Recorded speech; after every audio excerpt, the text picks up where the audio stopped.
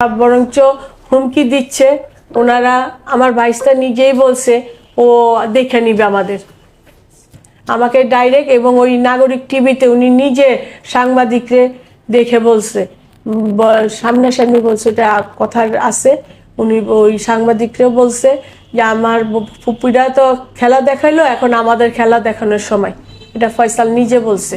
এবং ওর সহযোগিতা হয়ে আমার ভাইয়ের ম্যানেজার খোকন, গনি আর মামুন, আর তো অনেক নাম, ওনাদের অনেক ম্যানেজার।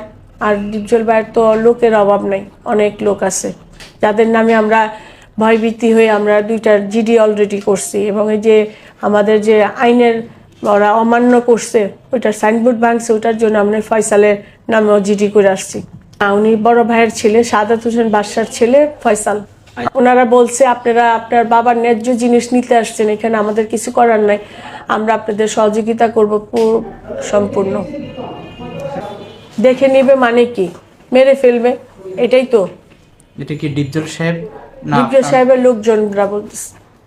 দেশবাসীর কাছে এবং আইন শৃঙ্খলার কাছে এবং মাননীয় রাষ্ট্রপতির কাছে, সমস্ত আইনজীবীর কাছে আমাদের একটাই প্রার্থনা, আমরা যেটুকু পাই, আমরা সোহরাব সাহেবের মেয়ে, আমরা অনেকই সমস্যায় ভুগতেছি, আমাদের সমস্যার সমাধান করার জন্য আপনারা সবাই আমাদের পাশে থাকবেন। এবং যার বিরুদ্ধে আমরা কাজ করতেছি উনি খুবই একজন ভয়ানক মানুষ, যাকে সবাই ভয় পান, আমরাও ভয় পাই।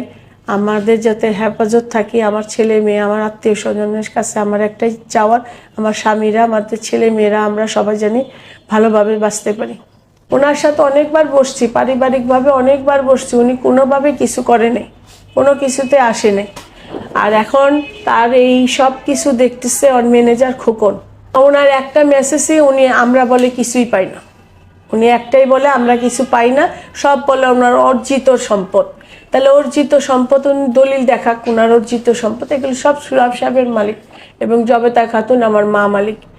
আমাদের কাছে প্রুফ আছে, কারণ আমার বাবা 40 বছর আগে যে প্যারালাইসিস হয়েছিল, ওনার ডান হাত এবং ডান পা আর জমানটা ছিল না, যার কারণে উনি সিগনেচার সোহরাব হোসেন স্পষ্ট লিখত। উনি সোহরাব হোসেনের স্পষ্ট দলিল ওনারা দেখাইতে পারবে না, কারণ কল্যাণপুর পাম্প, সাভারের পাম্প, নূর ডিজেল, পর্বত হল, এশিয়া হল আর দীপনগর এখন যে হয়েছে, এইখানের একটা জমি ওনার আমাদের দেখাক যে আমার বাবার অংশের থেকে আমাদের বুঝাই দিছে।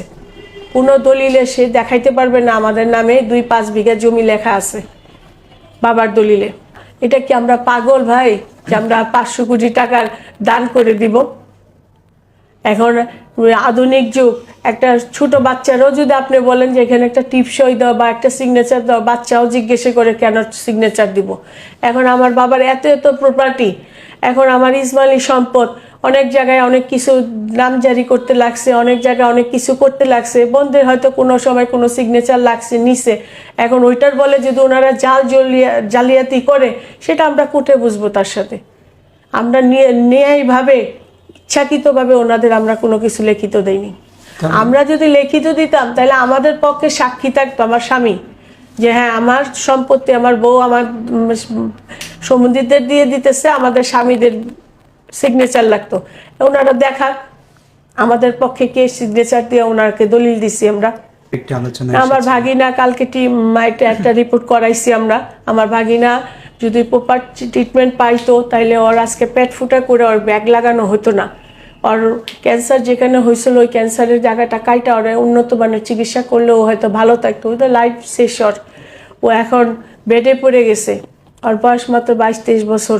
ও এখন পুরাই পঙ্গু, বাসায় অসুস্থ। কালকে আমরা আনছিলাম, এনে ওকে আমরা লাইফ করাইছি এবং ও নিজে জবানবন্দি দিয়ে গেছে যে আমার বড় বোনের যে বাড়া ভাষা যে ফ্ল্যাটটা বিক্রি করে, মানে ও আমার বড় বোন চিকিৎসা করাইছে, ওর নাম প্রিন্স।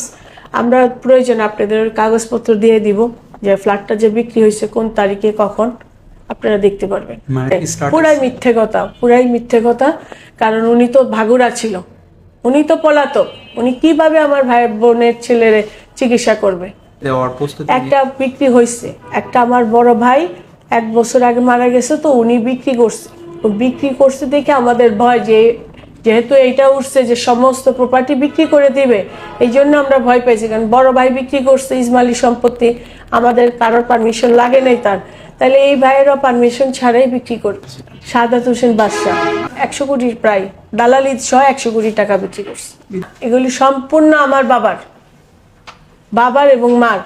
এটা আমার বড় ভাইয়ের প্রতিষ্ঠান ছিল। এই যে ব্রিকফিল্ডের জায়গাটা বিক্রি করে এই টাকাটা দিয়ে ওই যে ডিপজল পরিবহন বের করছিল আমার ভাইস্তা ফয়সাল। পর্দার আড়ালে কি আর সামনে কি, এটা তো আপনারা নিজেরাই দেখতেছেন, এটার আমার বলার কিছু নাই। সর্বশেষ দাবি হলো আমার বাবার প্রপার্টি আমরা যেটুক মালিক আছি সে ওটা আমাদের বুঝায় দেখ।